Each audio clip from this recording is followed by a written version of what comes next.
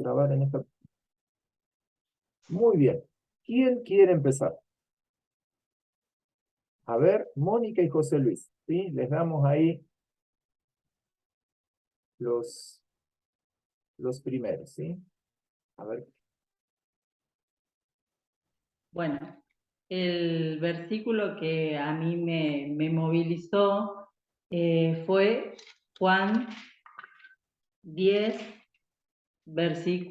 capítulo 10, versículo 10, que dice: el ladrón solo viene para robar, matar y destruir. Yo he venido para que tengan vida y para que la tengan en abundancia.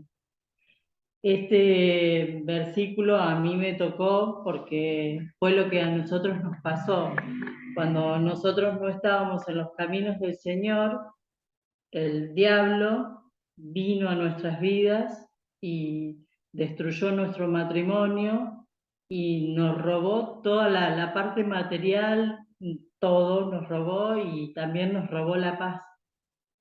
Y cuando el Señor entró en nuestras vidas, Él lo cambió todo, reconstruyó, restauró, transformó, nos dio vida y vida en abundancia.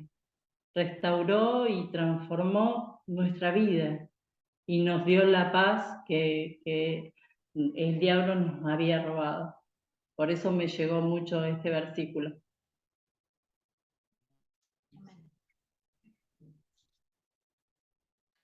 Muy bueno. Muchísimas gracias, Mónica. Bueno, parece que sigue José Luis. Bien. En realidad, todo lo que es el libro de Juan, lo quisiera desarrollar todo porque es hermoso. Pero hay uno que me marcó y que es Juan 11, versículo 20, en el cual dice: entonces Marta, cuando oyó que Jesús venía, lo fue a recibir, pero María se quedó sentada en casa. Y eso me traía a mi corazón el tema muchas veces cuando usamos a Jesús como rueda de auxilio, porque cuando Jesús le fue presentado, fue a visitarla, que lo vemos en Lucas 11, Marta estaba concentrada en las cosas del mundo y estaba concentrada en los quehaceres, ocupada, no estaba centrada. En cambio, María se sentó a los pies del Señor Jesús y lo escuchó, y hablando en vocabulario criollo, podríamos decir, María prestó atención, se enfocó en Jesús. Y acá es cuando Jesús vuelve para visitar a Lázaro, la primera que sale es Marta. Y a mí me llama la atención porque María dice que se quedó porque ya sabía, porque ella ya había hecho lo que tenía que hacer, porque María es la misma que enjugó los pies de Jesús con sus cabellos, los secó, y ella había ofrendado todo lo que tenía, ella le había prestado atención, ella lo conocía a Jesús, sabía lo que iba a hacer. ¿No? Y en cambio Marta, al haber estado desenfocada, ella corrió. Muchas veces nosotros corremos hacia Jesús cuando tenemos problemas solamente. Y eso es lo que a mí me llamó mucho la atención y habló a mi corazón, que nosotros debemos estar, no solamente nosotros a los pies de Jesús, sino que debemos tener y poner todo a los pies de Jesús. Nuestras vidas, nuestro matrimonio, nuestros hijos, nuestras finanzas, nuestra salud, porque de esa manera vamos a conocer cómo el Padre y el Señor Jesús proceden en distintas circunstancias de nuestra vida. Era eso. En sí, me estoy limitando porque me gustaría seguir hablando, pero es ahí. Muy bueno, muy bueno. Bueno, mm, ¿quién quiera seguir? No sé si Aldo, Marta, Gloria o Claudia también se nos agregó. Bueno, Quizás después sigo yo. después sigue Marta. Si no se va a salvar. Marta. Bueno, a mí enseguida cuando el profe Pablo me propuso, ¿no? De un solo versículo, digo, no soy. Pero enseguida, bueno, le envié este, ¿no? Que es Juan 14, 26. La nueva versión de Biblia de las Américas, dice, pero el Consolador, y cuando uno tiene el celular hay un llamador siempre, ¿no? Para que uno apriete ahí, bueno, y en este caso dice el intercesor. Así que, pero el Consolador, el Espíritu Santo, a quien el Padre enviará en mi nombre, Él les enseñará todas las cosas y les recordará todo lo que les he dicho. El Espíritu Santo para nosotros es fundamental. El Espíritu Santo es algo que, como acá dice, ¿no? Enseñar y recordar. Nosotros tuvimos una experiencia acá en nuestra casa. Tuvimos el bautismo de nuestros hijos acá en nuestra casa.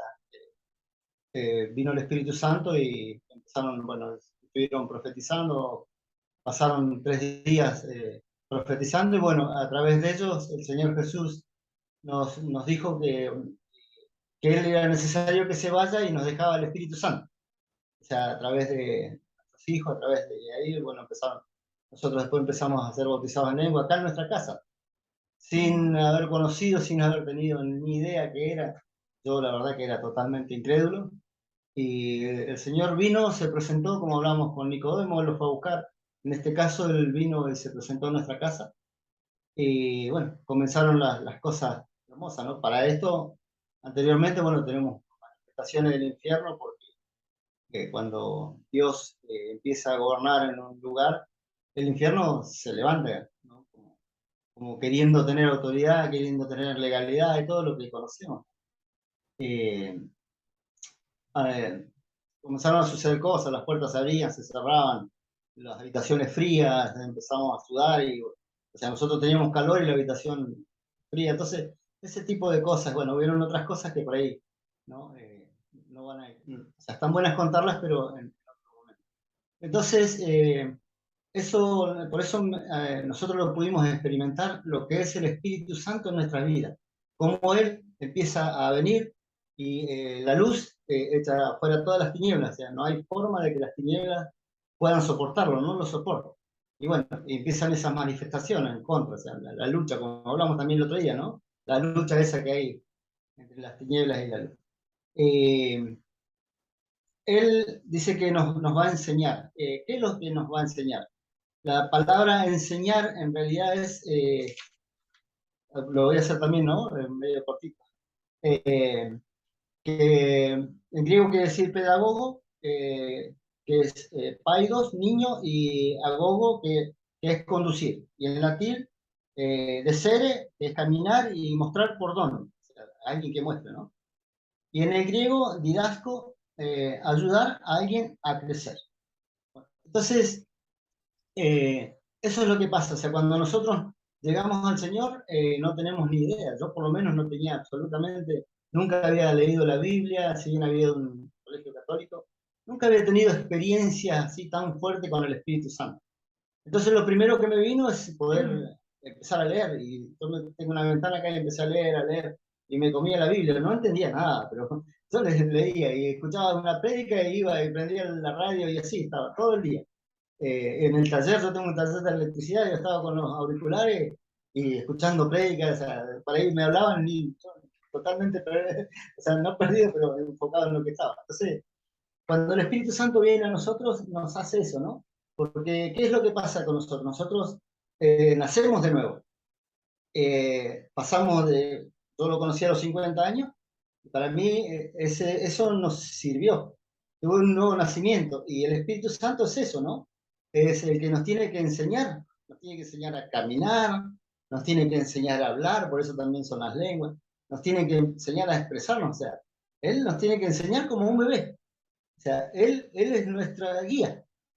Y cuando Él entra en nuestra vida, como sea, yo le preguntaba a Marta, ¿no? Que ella es huérfana de su papá. O sea, no, ella no llegó a conocer a su papá, tuvo un padrastro, bueno, que no era el ideal, así que hubieron cosas, ¿no? Que ella no pudo experimentar de la paternidad.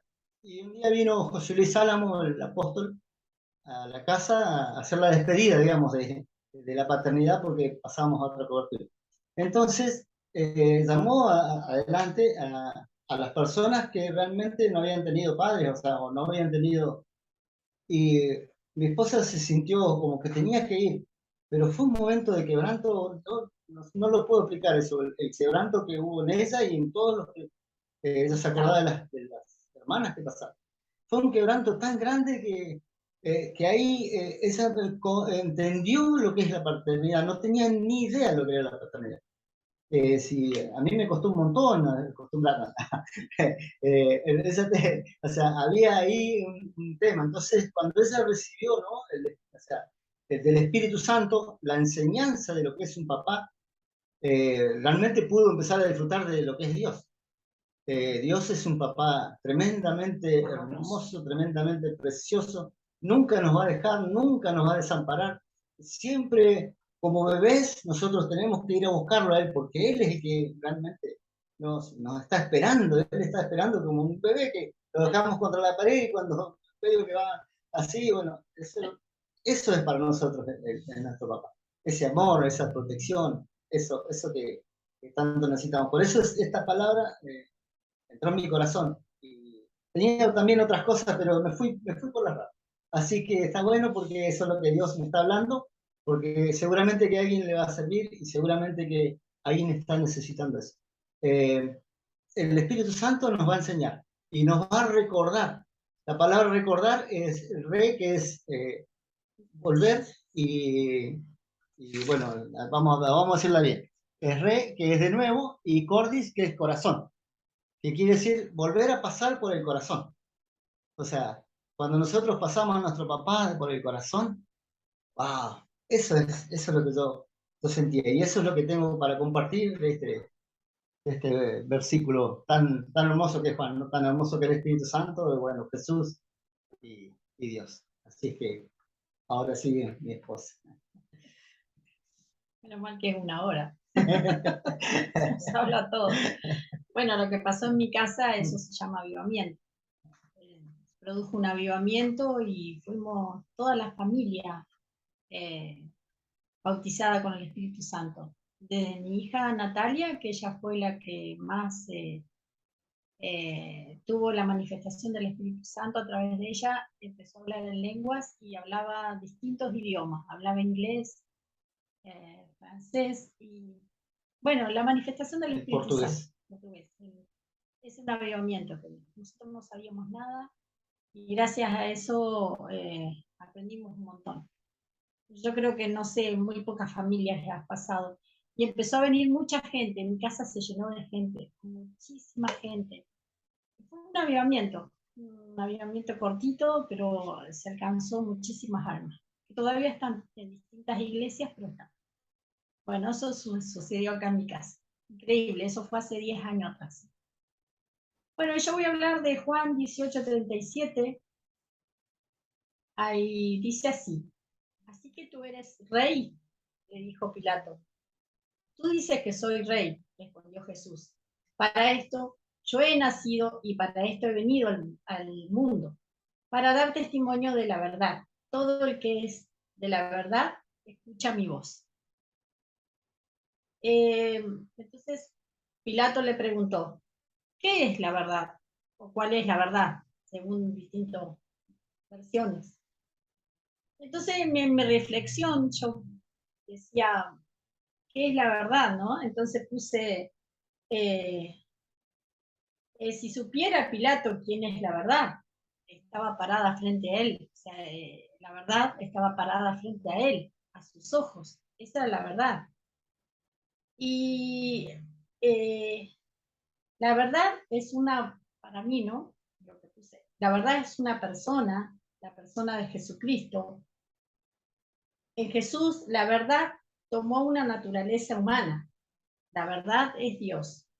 La verdad es Jesucristo. La verdad es el Espíritu Santo. La verdad somos nosotros los hijos, que conocemos la verdad de dónde somos y de dónde venimos. Si tenemos el Espíritu de la verdad, tenemos todo lo que Dios depositó en nosotros. Es la verdad de todas las cosas, y no son pocas, es todo.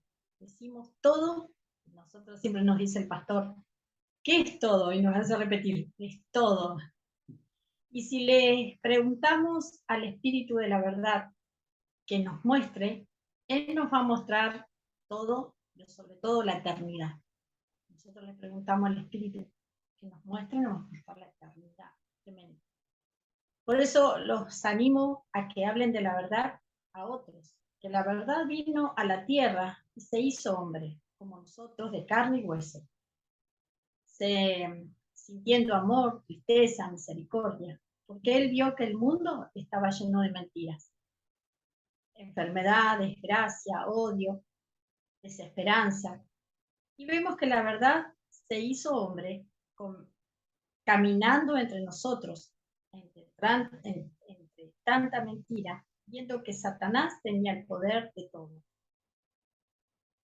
Esta verdad se cumplió, sacándole al enemigo toda autoridad, y nos dio a nosotros, a su Hijo, a la Iglesia, todo en cuanto a lo que Satanás poseía.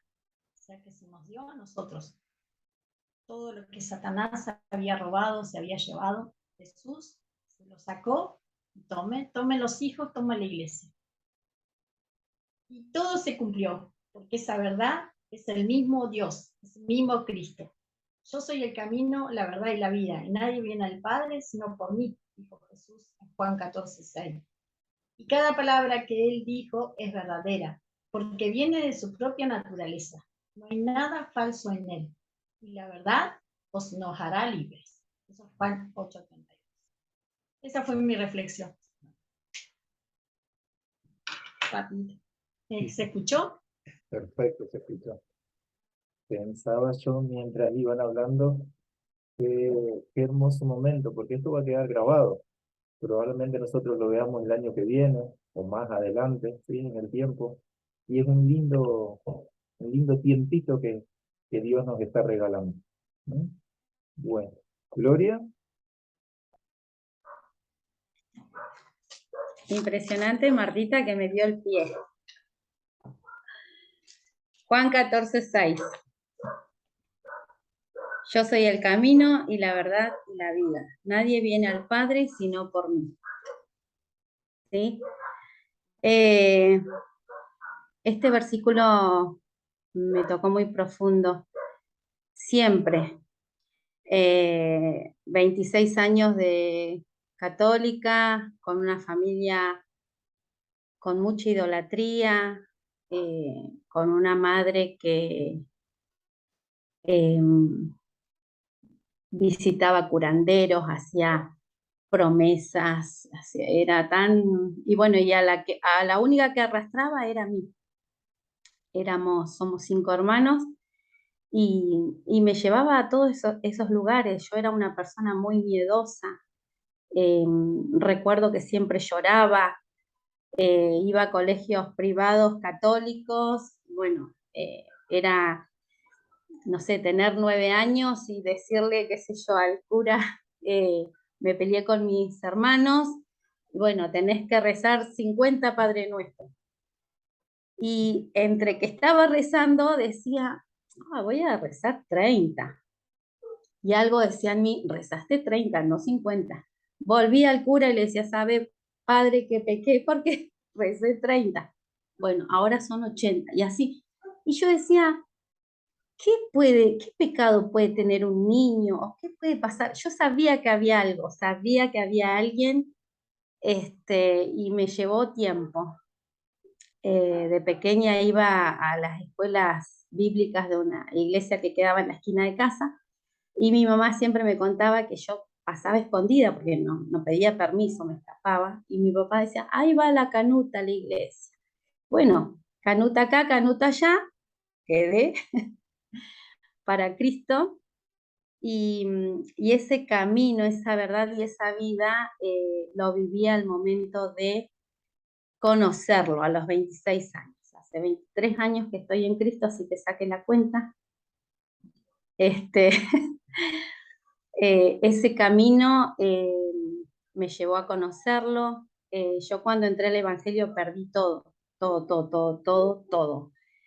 Fue diferente a los testimonios que escucho de que llegaron a Cristo ya destruidos, ya devastados, con problemas. Yo llegué con todo,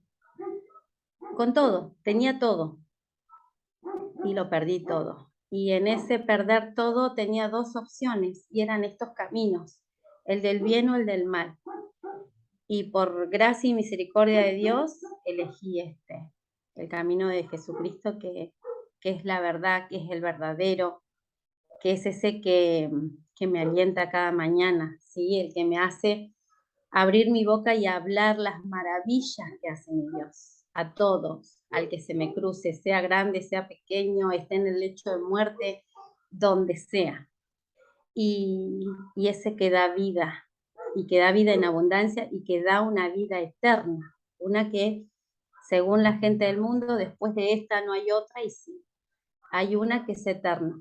Entonces, este versículo que dice que Jesús es el camino que me lleva al Padre, que no es a través ni de un santo, ni de una virgen, ni de nada, sino a través de Jesucristo, en esa verdad Él nos hace conocer a Dios papá, ¿sí? Esto de la paternidad, de reconocer que hay un papá, que sabe de mí y que me escucha, y que por ahí uno se toma literal, yo al menos me tomo literal, bueno, quéjate conmigo, bueno, acá yo me quejo y hablo, ¿sí? Es mi papá y me va a escuchar como tal. Y la vida porque venció a la muerte y no hay otro, no hay un Buda que haya vencido, no hay nadie, hasta ahora no se ha presentado nadie diciendo yo resucité al tercer día. Entonces, este es el texto que me emociona y que como de cabecera para mi vida. Qué lindo, Gloria. Bueno, Claudia, que la agarramos así. No sé si tenías un versículo que quisieras compartir, Claudia. Sí. Tenía es que estoy como Aldo, tengo muchos que me gustan, pero bueno, hay que decidirse por uno. Bueno, voy a leer. El que me gusta está en Juan 21, 3 al 5. Dice, Simón Pedro les dijo, voy a pescar. Ellos le dijeron, vamos nosotros también contigo. Fueron y entraron en una barca y aquella noche no pescaron nada. Cuando ya iba amaneciendo se presentó Jesús en la playa, mas los discípulos no sabían que era Jesús. Y él les dijo, hijos, ¿tenéis algo de comer? Y le respondieron no. Él les dijo, echad la red a la derecha de la barca y hallaréis. Entonces le echaron y ya no la podían sacar por la gran cantidad de peces. A mí me llevó a pensar la frustración, el desgano y el cansancio que han sentido en aquellos momentos los pescadores, porque no dice que sacaron enseguida, sino que dice que ya iba amaneciendo cuando Jesús se presentó en la playa y ellos aún no habían pescado nada. Entonces por ahí me llevaba a pensar a mí cuántas veces nosotros estamos con un montón de problemas, dificultades, tristezas, muchas cosas, por ahí muchas cargas en nuestro corazón, y sentimos como que el tiempo no pasa, como que va a amanecer, estamos en la hora más oscura y que Dios o Jesús pareciera como que no escuchar nuestras oraciones, nuestros papás. Y bueno, justamente por ahí yo pensaba y reflexionaba cuántas veces Él espera a ver qué hacemos nosotros, qué actitud tomamos, si buscamos la salida fácil, recurrimos a esto, como decía Gloria, a buscar adivinos, a buscar ayuda externa, o ponemos nuestra confianza en Él y depositamos toda nuestra fuerza y nuestra confianza en Él, porque muchas veces incluso queremos con nuestras propias fuerzas llevar adelante nuestros problemas y no podemos.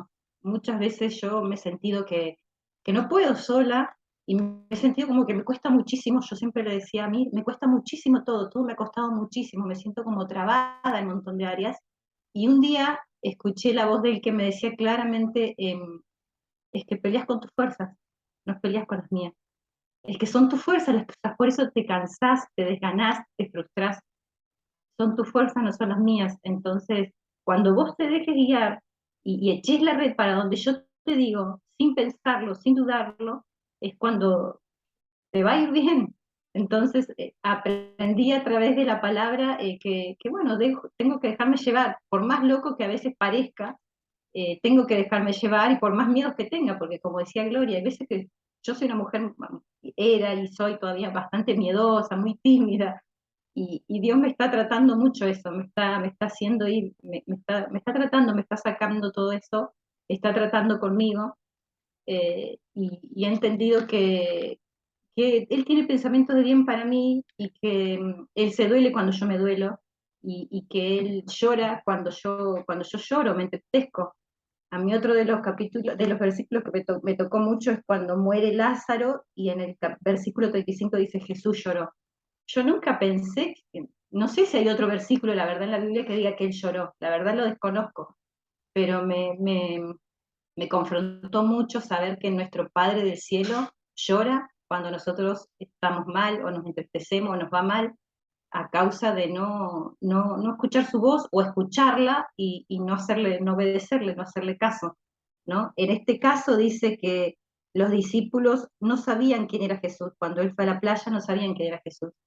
Y está bien si no sabemos, si no conocemos, poder hablarle a otra persona de quién es, pero si ya lo conocemos, no está bueno hacer caso omiso a su voz, y lo digo por experiencia, y que podamos dejar todas nuestras cargas, nuestros problemas, nuestras frustraciones, nuestros miedos a Él, y confiar que Él va a hacer y que su voluntad, como dice su palabra, es buena, es agradable y es perfecta. Y que eso a mí me confrontó en cuanto a esto de los discípulos que yo siento que se sentían desganados, cansados, como muchas veces nos sentimos nosotros. Y ellos vivían en ese tiempo de la pesca. Entonces, por ahí decir, ¿qué voy a llevar a mi casa? ¿Qué voy a traer o qué voy a hacer ahora?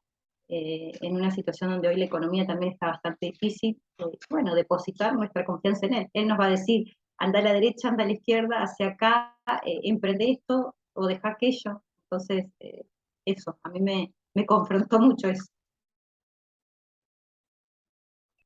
Espero que sea de bendición. Amén, amén, amén. La verdad es muy bueno, ¿eh? Cómo se van soltando, ¿eh? Me gustó. Sí, cada uno, cómo pueden compartir. Bueno, y a mí me pasó lo mismo que a usted. Hay que elegir alguno, ¿sí?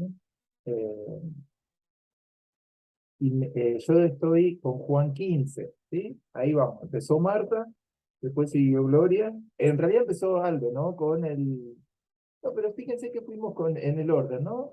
Porque Mónica eligió el 10, ¿sí? Después ahí fuimos Aldo, que era el 3, el 14, ¿sí? Después siguió 15. Bueno, ahora llego yo al 15, digo. Bueno, 15, versículo 1. A ver si ahí puedo compartir. Bien. 15, versículo 1 y 2.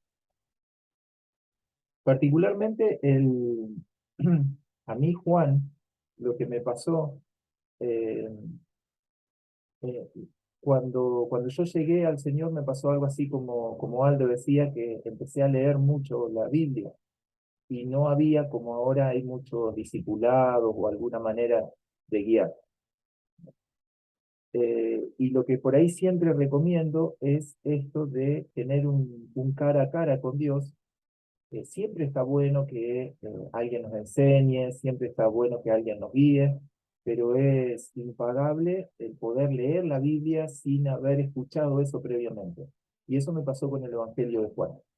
Entonces en el 15:1 dice Jesús: yo soy la vid verdadera y mi Padre es el viñador.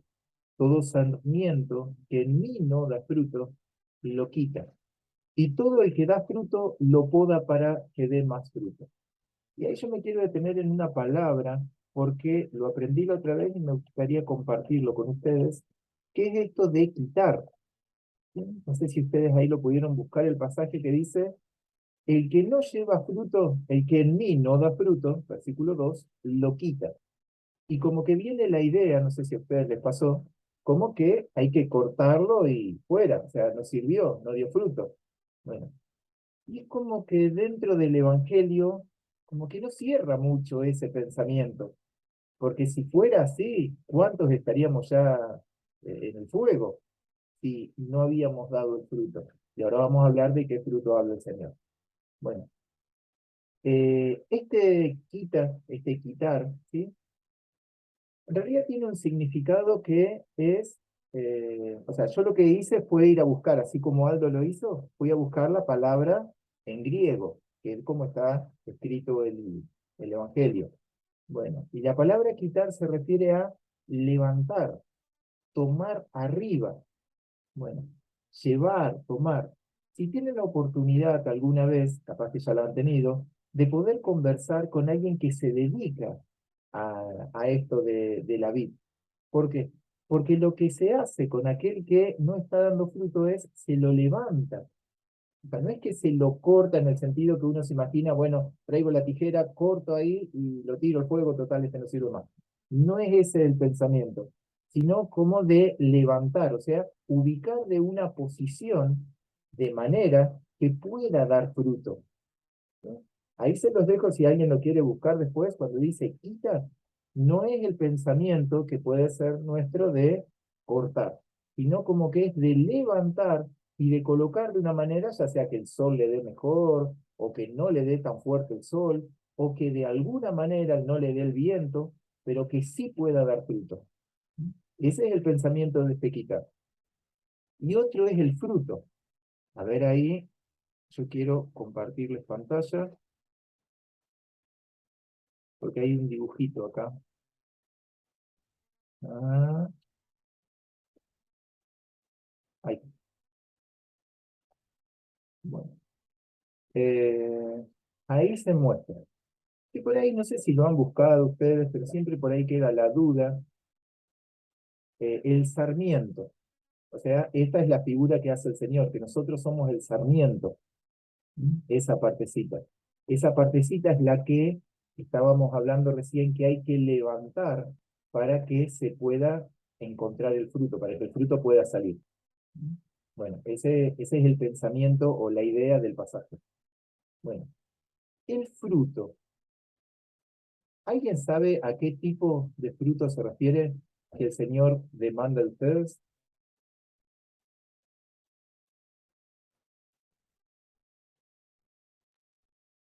Los del espíritu. Así es. Porque por ahí muchas veces podemos escucharlo y decimos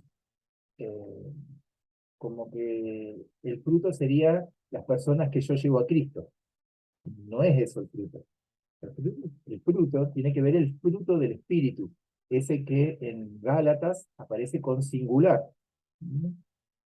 A ver si alguien tiene Gálatas 5. ¿Dónde lo tengo?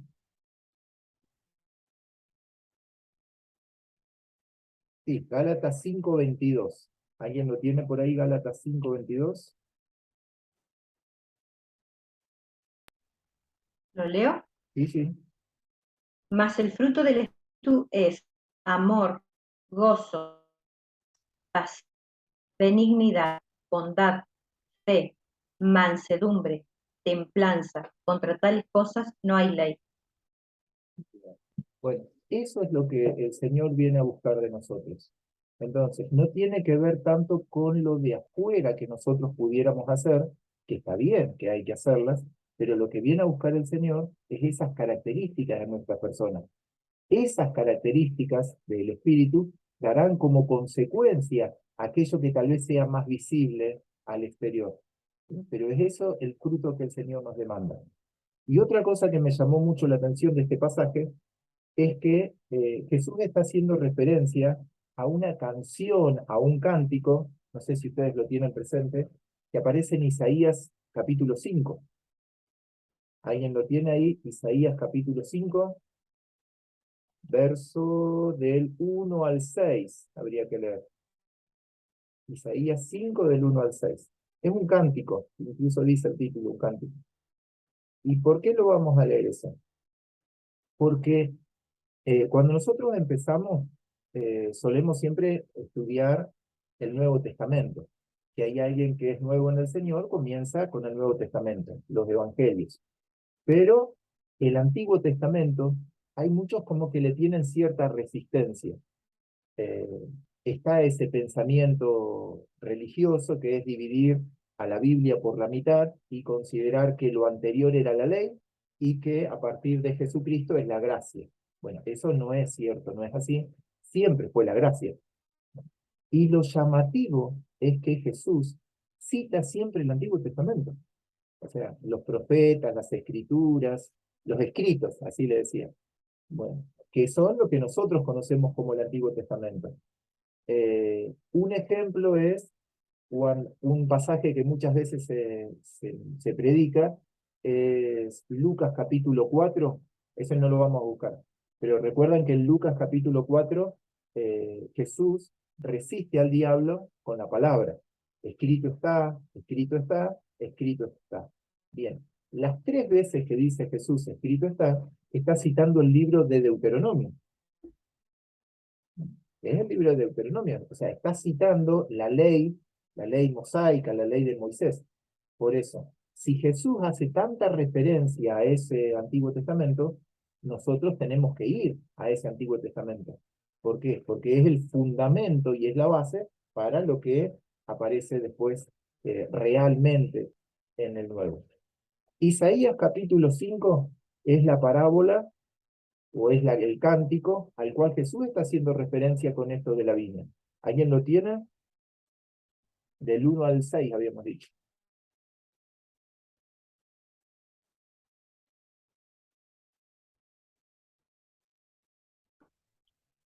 ¿Vamos? ¿Sí? ¿Sí? Dice, cantaré ahora a mi amado, el canto de mi amado acerca de su viña. Mi bien amado tenía una viña en una fértil colina. La cavó por todas partes, quitó sus piedras y la plantó de vides escogidas. Edificó una torre en medio de ella y también excavó en ella un lagar. Esperaba que produjera uvas buenas, pero solo produjo uvas silvestres.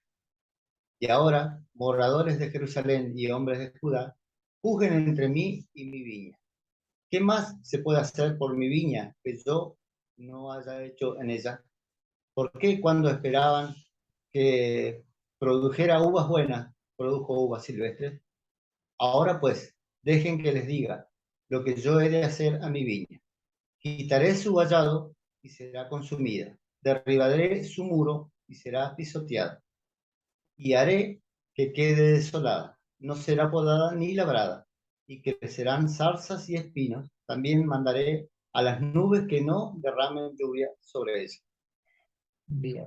Bueno, ahí no es que vamos a estudiarlo esto, pero simplemente como para hacer la relación.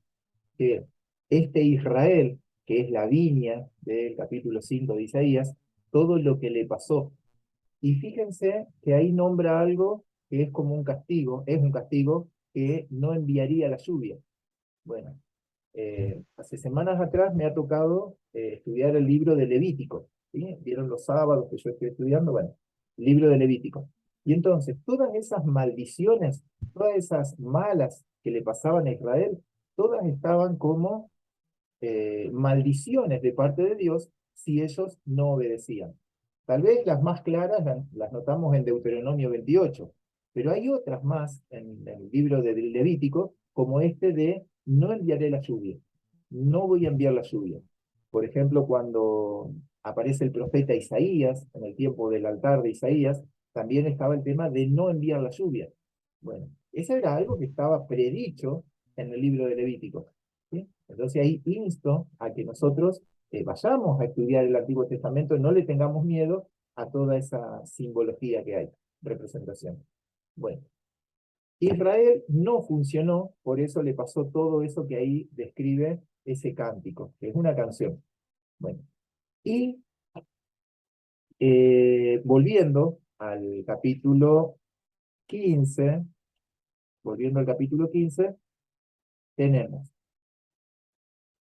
15:3. Dice, ustedes ya están limpios por la palabra que les he hablado. Ahí quería compartir otra vez pantalla. Juan 15:3.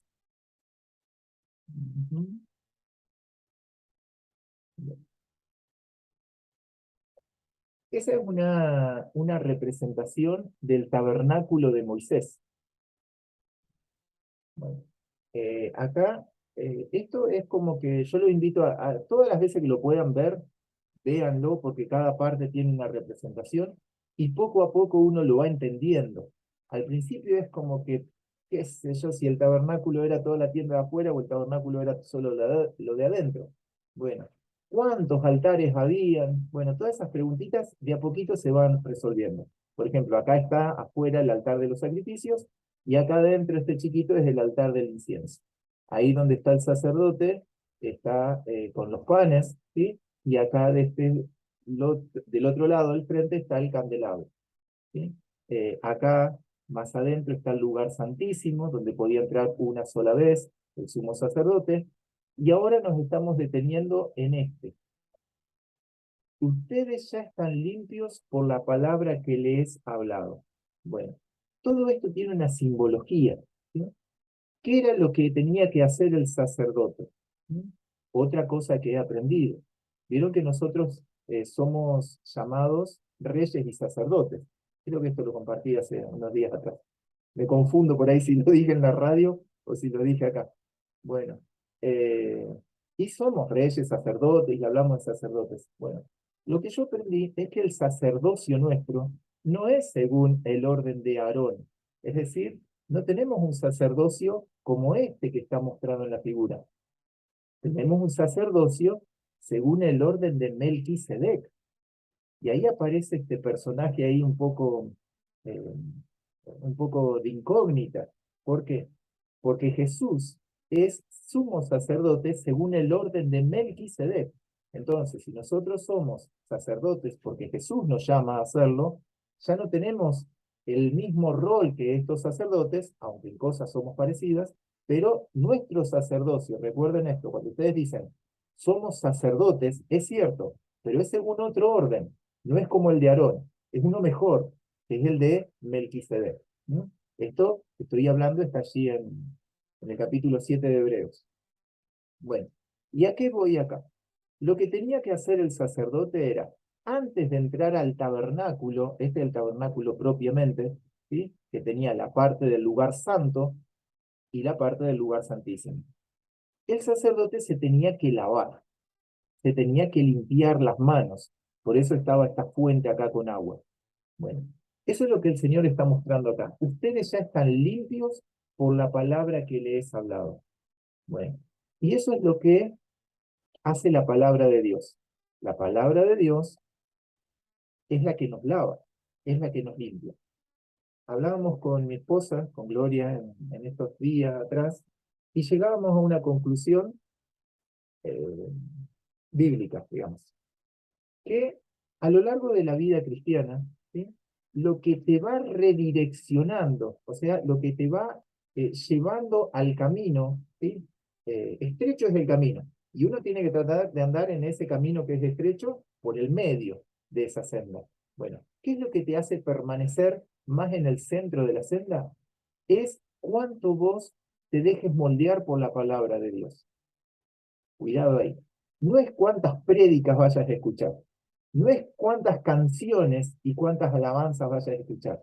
Es cuánta palabra de Dios vas a permitir que te limpie, que te moldee.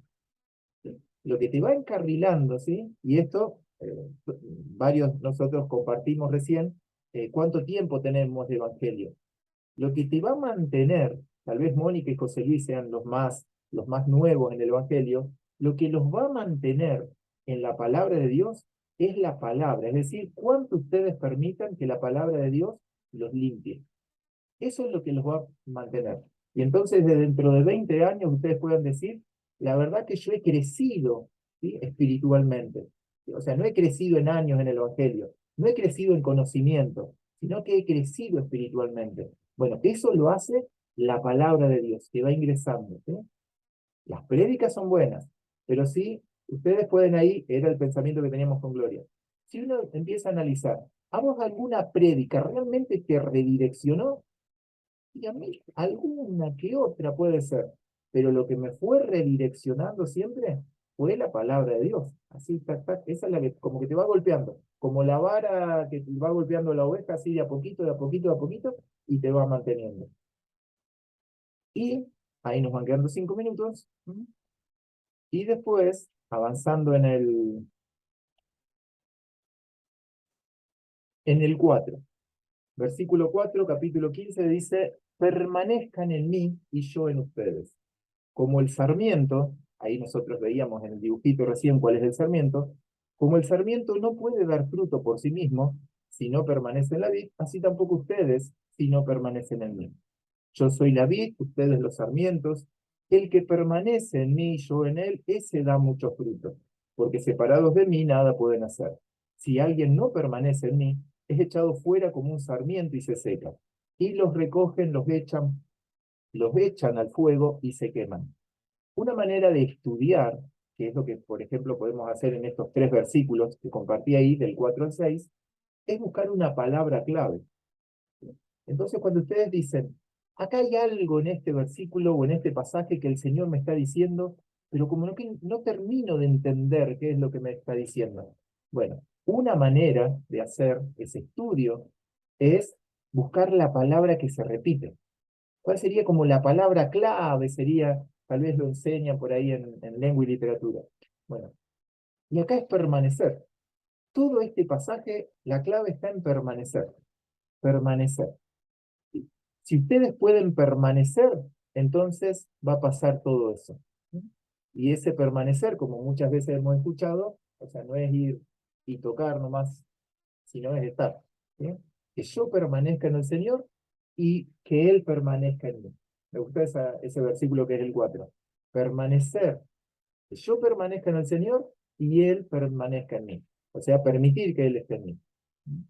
Bueno, y hay algo de este pasaje que también me gustó, es el tema de por qué la vid, o sea, por qué no tomó otro tipo de planta. ¿Por qué justo la vid? La vid tiene un símbolo y una representación en el Antiguo Testamento generalmente está relacionada con el gozo. ¿Sí? O sea, no necesariamente porque el fruto de la vid, o sea, el vino, va a producir borrachera, pero tiene que ver con esto de gozo. Siempre en el Antiguo Testamento es con esto de gozo. Pero a partir de Jesús, y muy ejemplificado en el Señor, en la Santa Cena, bueno, el vino tiene la representación de la sangre, de la salvación. Entonces, cuando habla aquí el Señor que demos fruto en la figura de la vid, lo que está hablando es de la salvación que está representada en la sangre de Cristo Jesús. O sea, toda esta figura, ¿por qué esa planta? Porque siempre está hablando de la salvación. Entonces, nosotros, ¿para qué tenemos que dar el fruto del Espíritu? Bien, para que de esa manera esté en nosotros la esencia que llevará a otras personas también a lograr la salvación. Y lo último que tenemos acá es avanzando al versículo 8.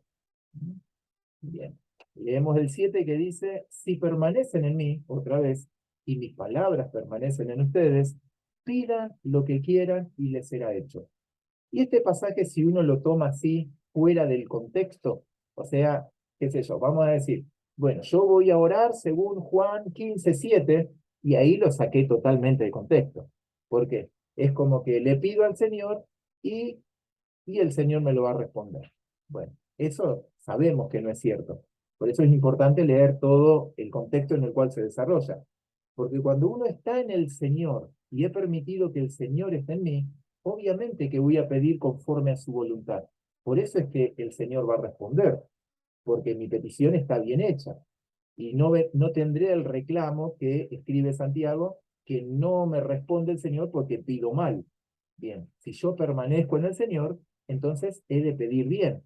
No he de pedir para mis propios placeres o mis problemas en sí, sino que he de pedir, mis oraciones serán para el reino de Dios, siendo que yo soy parte del reino de Dios. Y el versículo 8 dice, en esto es glorificado mi Padre, en que den mucho fruto, y así prueben que son mis discípulos. ¿Qué significa discípulo? Discípulo, otra vez, ¿sí? Lo fui a buscar ahí al griego, ¿sí? Que significa aprendiz.